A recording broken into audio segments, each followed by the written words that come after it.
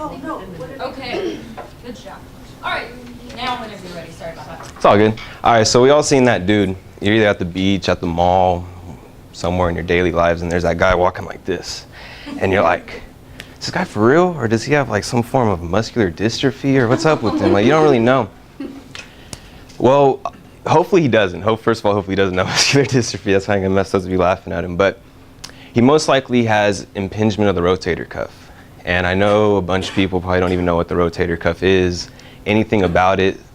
So today I would like to take the chance to teach you guys what is the rotator cuff, why do you care about it, and how we can heal it both therapeutically and strengthen it even if you don't have to heal it in the first place. So what is the rotator cuff? The rotator cuff is a group of 4 muscles. It consists of the supraspinatus, the infraspinatus, the subscapularis, and the teres minor. That sounds super fancy. I promise you it's not. You have this thing called a scapula in your body, and it's just a fancy name for a shoulder blade. It's back here. The spine of the scapula is that bump that pops out that goes all the way up here to your shoulder. Above it, supraspinatus, above the spine. Infraspinatus, below the spine. Subscapularis, below the scapula. It's super simple. And then the teres minor doesn't have the name, doesn't have its location in the name. It's just right here on what we call the lateral border of the scapula. It's the outside of the shoulder blade and attaches right up here on the humerus, the arm bone. And you guys would be asking yourself, well, I don't even care about this. Why are you even telling me you don't have food? I promise you, you should. So you guys might have kids. You might have a brother, a husband, a boyfriend who works out. You might have a neighbor that's always in his garage. And in working out, you can be doing everything perfect. You can have the perfect form. You can have the perfect amount of reps for your unique body. But people don't account for rotator cuff. A lot of people who don't know anything about working out, they're going to hop into P90X, Insanity, Bodybuilder.com. Not one of those workouts helps in rotator cuff. They don't account for it. And what happens when you don't account for the rotator cuff is that the reason why that guy's walking around like this is because these muscles that are back here pull your arm and stabilize it on a ball and socket joint. And a ball and socket joint isn't like that. The humerus and it's called the glenohumeral joint. It's more of a golf ball on a tee, and it can fall off super easily. My teacher would always say, if all you guys were to put your hands up like this and I were to come by and give you guys high fives, 5 of you guys are losing your shoulder. It's that easy to dislocate. These muscles hold it there. Just to give you guys an example, the first day of the first football game this year, we had 4 dislocated shoulders and 2 subluxations in one game. A subluxation is when the shoulder pops off the joint, rips the capsule, but because they were coming into our treatment room and we were doing these workouts, the muscles were strong enough to pull it back onto the glenohumeral joint without tearing the muscles. And what happens is when you work out, bench, dumbbell flies, you're making this muscle so strong that it's pulling your arm into it and it's impinging these muscles underneath the bone. So it won't even feel like an injury. You'll hear your brother say, oh, I was benching and my shoulder feels weird. It's just tight. I don't know. It clicks. Like it's just, I don't know. It's not hurt. I know I didn't hurt it. It's called a chronic injury. You're going to hurt it. It just takes a while to get hurt. So there's a couple different ways we can strengthen this. First of all, we're gonna attack it as if you're injured. So if you're injured, first I'm gonna make sure you can lift your arm against gravity. If you can't do that, how are you gonna lift the weight? So I'm gonna have, he would be laying down.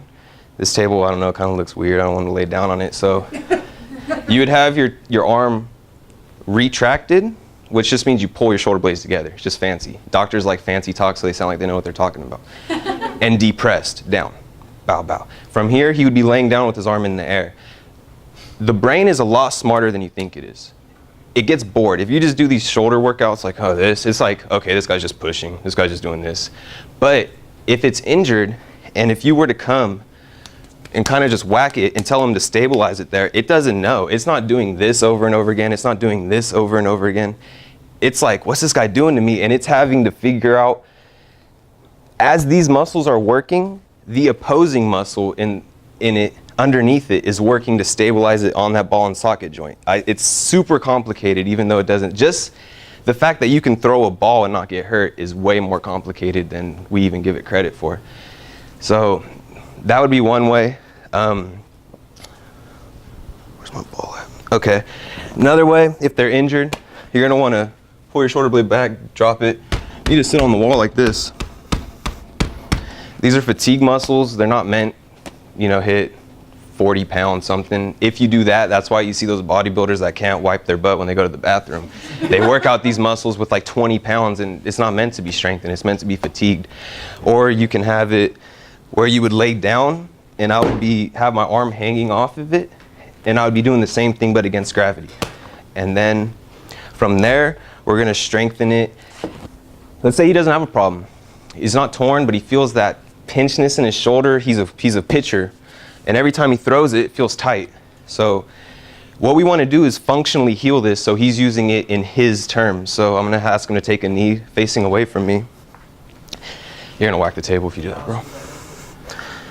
And you're going to ask him to throw, like just do your normal throwing motion. So you're going to see him. It's unique to each person. And from here, look back. Are you ready? Throw. He's gonna throw it back as if he's throwing it, just reversing his motion. Just do this. It's really simple.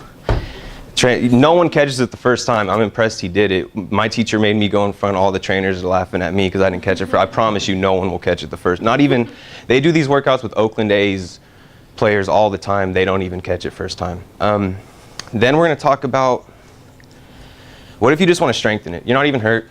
You just wanna strengthen it yourself. You get a 5-pound dumbbell, you get a resistance band if you have a super attractive trainer. And you're gonna apply this, you're gonna ask them to externally rotate. These muscles, that's all they do. That's their job.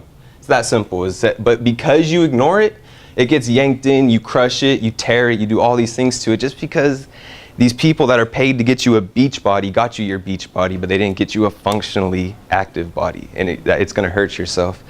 So today I taught you what is the rotator cuff, why do you care about the rotator cuff, and some ways we can strengthen it.